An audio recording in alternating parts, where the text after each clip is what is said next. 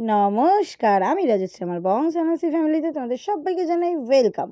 আজ ছিল রবিবার, আর রবিবার মানেই একটু ঘুরতে বেরোতে হবে। একটু মানে অনেকটা ঘুরতে বেরোতে হবে। তো অনেকটা ঘোরা তো আজকে হলো না, সকাল থেকে অনেক কাজ ছিল, তাই জন্য ঘোরা হয়নি। তাই এখন আমরা দুজনে বিকালবেলা ঘুরতে বেরিয়েছি। হ্যাঁ, আমরা যাচ্ছি শ্রীরামপুর একটা বান্ধবীর সাথে দেখা করতে। আজকে তো আবার ফ্রেন্ডশিপ ডে, তাই না?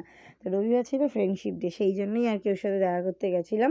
তো তারপরে ওর জন্য কিছু একটা নিয়ে যাব ভেবেছিলাম। তো ওদের ওখানে খুব ভালো একটা চপের দোকান আছে, সেখান থেকে ধোকা, নারকেলের চপ এইগুলো নিয়েছিলাম। তারপর আমরাও একটু খেয়ে নিলাম নবরত্ন চপটা। তো যাই হোক, নারকেলের চপ একটা নিয়েছিলাম, নবরত্ন চপ একটা নিয়েছিলাম আমাদের খাওয়ার জন্য। তারপর ওইগুলো ভেজে দিচ্ছিল কাকা, ভেজে টেজে দিয়ে তারপর ওদের বাড়ির জন্য নিয়ে গেলাম। হ্যাঁ, বান্ধবীকে দেখাতে পারবো না, তাই বান্ধবীর বাড়ির গাছগুলো দেখালাম। কিন্তু আফসোসের কথা কি জানেন, আমার ওর সাথে দেখাই হয়নি ঠিক করে। মানে ও বাড়িতেই ছিল না, ফোনটাই ধরেনি। মানে আমি কত ফোন করলাম, ফোনটাই ধরেনি। তারপর বাধ্য হয়ে আমি সৌরভদাকে কল করলাম, কল করে জানলাম যে ও বাড়িতে নেই, মাকে নিয়ে ফিজিওথেরাপি করতে গেছে। যাই হোক, ওয়েট করে গেছিলাম।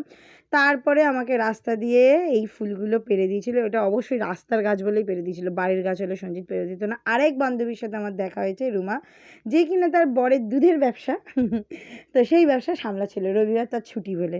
তারপর বাড়ি এলাম, এসে দেখলাম একটা শার্টের বোতাম নাকি ও ভেঙে ফেলেছে, না হারিয়ে ফেলেছে জানি না, খুলে গেছে। তো শার্টের বোতামের বাকি বোতামগুলো হচ্ছে ব্ল্যাক কালারের, কিন্তু আমি ব্ল্যাক কালারের পাইনি বলে হোয়াইট কালারের দিয়েই এখন আপাতত সেলাই করে দিচ্ছি। তারপরে এই যে মানে ফুলগুলোকে খুব সুন্দর করে রাখলাম।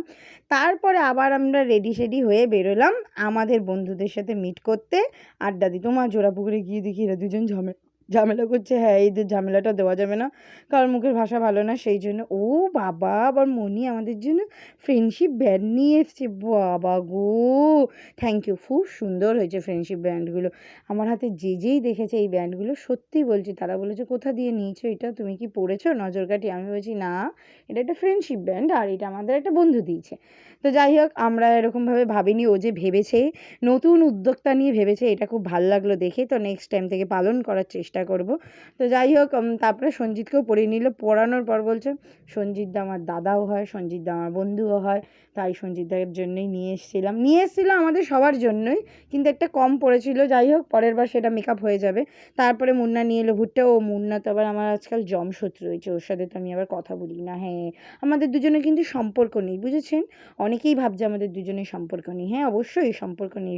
তার ভাবনাটাতে ভাবনা ভালো, সম্পর্ক যে নেই সেটা মানে আমার আর মুন্না সম্পর্ক নেই, সেটাই বললাম আর কি।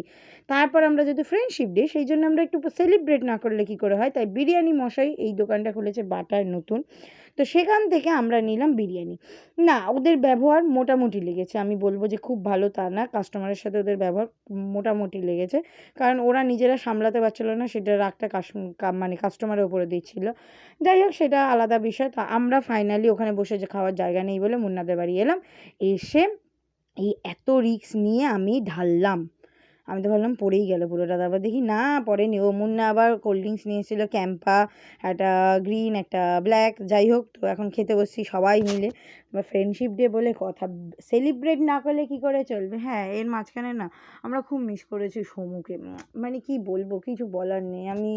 আমি এখানে কিছু বলতেই চাই না। যাই হোক, ডাকলেও এখন আসে না, এটাই হলো কথা। ও যদি এই ভিডিওটা দেখে, তাহলে ডাকলেও যে আসে না, সেটা তোকে মনে করিয়ে দিচ্ছি সমু, বুঝলি? যা কিছু হয়েছে, এবার আসা উচিত তোর, আমার মতে এইটাই হলো কথা।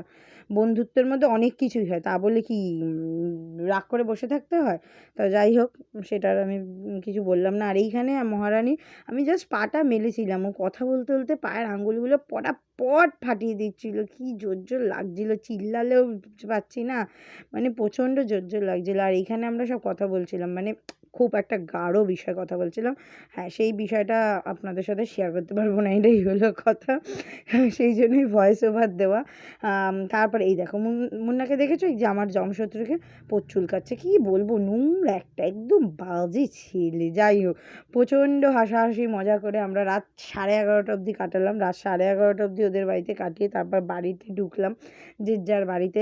পরের দিন থেকে সবার কাজ আবার নতুন করে সপ্তাহ শুরু, আবার নতুন করে কাজ শুরু। তো যাই হোক, আমাদের দিনটা আজকে সকালের দিকে একটু ভালো না কাটলেও বিকাল থেকে হেভি ভালো কেটেছে। আপনারা ভিডিওটা ভালো লাগলে শেয়ার করবেন। রাধে রাধে।